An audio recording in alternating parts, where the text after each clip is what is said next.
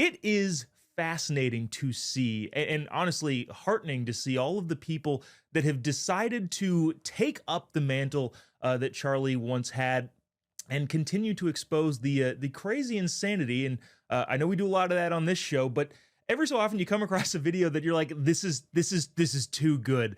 And happened to happen last week, I think, and shot a message to the young man who filmed that video, and we're going to show it to you real quick. But Mason Lemmy is a guy who's doing exactly that. Mason, I saw this video. First of all, thanks for joining us. Really appreciate you taking the time. Yes, sir. 100%. Good to be here. So I saw this, and as a guy who loves the mockery in real time, but also don't exactly have the time to go out and do it anymore. I really appreciated this. I want to play this video. It's a little bit long. Play this video for our audience that you posted, getting thrown out of a alphabet letter church. I use in air quotes. And I want to get your reaction to it. Again, a little bit lengthy, but worth every second of it. Check this out. You wear a Jesus Love You shirt and you get kicked out of a Pride Festival. That's what happens.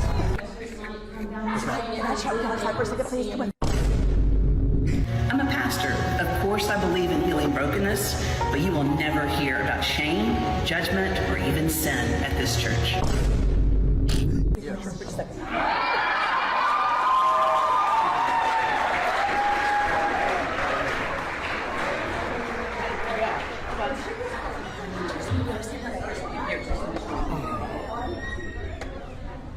Right here's good, guys. So yeah, tell me your name again. I'm sorry. Mason. Mason. Yes, Carla. It's a pleasure. JP. So are y'all here as supporters, JP?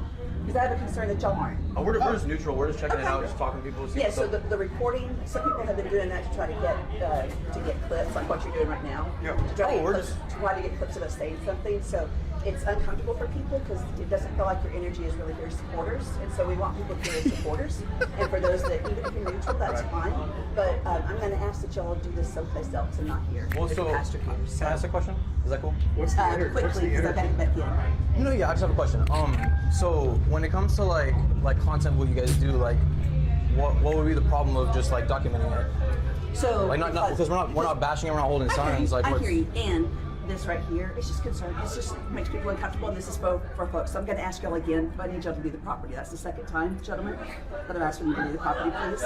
Well, I was Thank y'all just so much. I was just wondering what was the issue exactly. Okay, so It's just they don't obvious have to that y'all. explain themselves. It's obvious that y'all are not as, here as supporters, and so if you're How so? that's What's- fine. what's the but obvious we would part, like to honestly? be, guys. I'm not no more. No, ma'am, I'm just If asking. you're really gracious, you would say. No, we're just asking, like what did I exemplify or do or say that would make you think we're not? Just I'll end y'all's Get back in. conversation. You go Thank back you, in. At this point, though, she's with the church leadership. She asked you to leave, so you're criminally trespassing now. So we'll have to advise her to leave. Okay, thank you. Yeah. Have a good one. Have a good day. Thank you. Okay. Hey. Have a good one. Be safe. This is this is what happens when truth leaves society. Chaos ensues. No, honestly, the You wear a Jesus Love You shirt and get kicked out of a Pride Festival. That's what happens. Hey, thank you guys for what you do. I know most of you guys probably don't believe in this crap, but it's okay. You guys are doing your job. It's all good. Jesus loves you guys. Jesus loves you, bro. Appreciate it, brother. Crazy. We got dudes and tutus, so it's all good, bro. It's all good. Jesus is king above all. That's all that matters. Mason, I loved that. Now, of course, as you know, and as the audience knows, Jesus only welcomed supporters with the proper energy into his group of disciples and people that he ministered to. Of course, that's how Jesus worked. First things first, what gives you the idea to go out and do this sort of stuff? Because, like I said, I think it has been great to see all of the people, since Charlie's assassination, go out and continue to expose the craziness that's going on in society. Yeah, 100%. And I do want to give a shout out to my aunt and uncle in California for sending me the flyer for this event, because I honestly didn't even know it was going on in my town that I graduated high school from. But it's all crazy. And I think just because of Charlie, honestly, I started my account for posting stuff, interviewing people just a couple days after he got assassinated. I went to the event in Glendale, was interviewing people there. Got there like 3 a.m. And then we had an event on campus at Texas State University for Turning Point. We were out there for 8 hours talking to people nonstop. I live streamed on YouTube. But I think just the motivation and the passion, it's all because of Charlie. I feel like I've been somewhat good at talking to people in my life before, but I really don't think I would be as cool, calm, collected as I am if it wasn't for stuff he put out. Totally. Now, when you just the actual video itself there, how long were you guys able to be in there before someone was like, "Oh my gosh, the actual Christians showed up. We need to get them out of here," because again, that's of course what Jesus would do. Yeah, so my dad was recording for me. He's awesome for doing that. So Yeah. we walked in there. I told him like don't just be like this. We were pretty discreet with it. But we walked in. We didn't even record most of the time when we went in. We got right when we walked in the door. But we were in there for maybe 7 minutes, Jobob. Whoa. We didn't record the whole time. I recorded maybe a minute and a half of stuff. They were talking about like gender neutral bathrooms. I posted another video. They were saying like use the bathroom that suits you. I got a clip. There was a kid in a stroller there, but there were multiple children there. They had a Democratic Party table set up on the side, even though they say they don't want to mix politics with church and what that chick says. But yeah, we lasted 7 minutes in there. She was like, "How are you guys associated with Pride?" And I was like, "We're just neutral, just checking it out."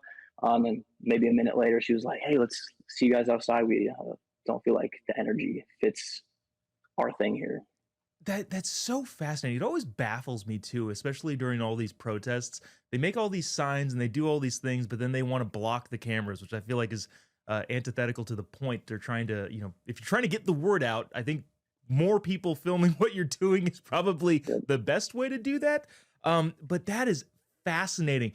And so you just left right after that. The thing that I like about this is the respectful nature you guys had afterwards. It's like, yeah, hey, thanks, police officers. We appreciate what you do. I know you probably don't agree with this, but that's what this country is all about. Did anything come up from it afterward? Have you like heard from the church since this video kind of went viral? Or again, church in air quotes. Anything afterward?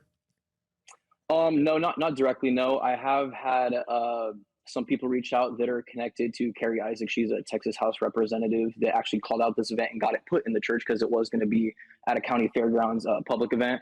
But if I had to describe being in there, I would say it was eerie. Honestly, it was disturbing. It was deeply disturbing.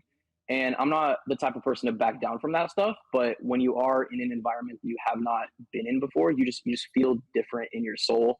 And I truly do believe these people sensed the Holy Spirit within me and my dad, not just because we didn't look like them or wore gay pride or trans shirts or anything. I truly believe they sensed Jesus Christ within us, and that disturbs them. And Satan hates that stuff. He despises it. Yeah, there you go. You had also sent another video, I think, kind of in a similar fashion to a video that I did with Charlie a long time ago. Want to play that right now and get a couple of thoughts. Again, you're going out there, you're doing the thing, and we really appreciate it. Play, what is it, cut 2? Yeah. Well, I don't know the exact definition of a fascist, so I don't know if he is or isn't a fascist. I will say that. I don't know. Oh, that's too good. Jobob, that's too good. I don't know what a fascist is, but That sounds familiar. All right, we got demons out here, bro. Hey, so your thing said No sympathy for Nazis. right, and also fascist, right? Yes. You know sympathy for Nazis and fascists? So you see, fascists and Nazis both have authoritarian, ideologies. And those Right. Those authoritarian ideologies tend to be more, rightly. And right now, some of those ideologies include harming children, with guns. Got it. Real quick. I'm still not. No, hold on though. I'm interviewing. So, what is a fascist? A bitch. Yeah, that's all we needed. Thank you. Hey, Jesus loves you. Have a good one. Demons, bro. This is Texas State University, San Marcos, Texas. We're exposing evil out here because these people are bold enough to spread hate and to have signs because there's demons in them. They can't back it up with truth, though. That's all it is, bro. Can't even say what a fascist is. That's all you need. You ask questions, and it does it itself. Mason, I often said when I was opening these events for Charlie that we'd see the fascism signs out there all the time, and I'd just say, Charlie's good at a lot of things. He is a terrible fascist. I think Mussolini would be rolling over in his grave, like, you're not doing it right, dude. You can't let these people talk. And Charlie would give them a microphone and allow them to speak as long as they wanted to, and if they brought their arguments to the table. Any thoughts, comments, concerns about that video that you want to share?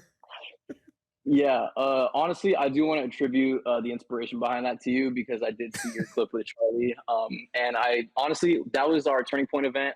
It was a Charlie Kirk memorial event a couple of days after he got assassinated. So we had probably 200 people come up and just attack us, yell at us and stuff. But shout out to the cameraman that I did not even know that day, because I was just like, guys, can you record this?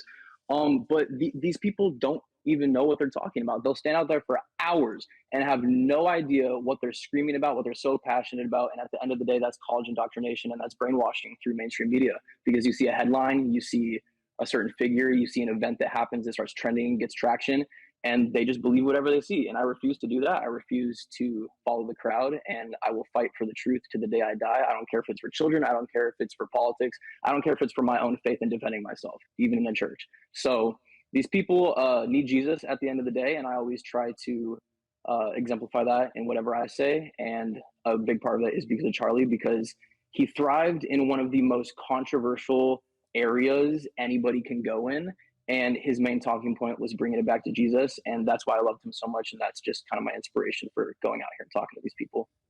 Man, yeah, no arguments here. Mason Lemmy, thank you so much for joining us. Really appreciate you doing what you're doing, then also taking the time to come on here and talk about it. Yes, sir. Thank you, Jobob. Have a good one. You too.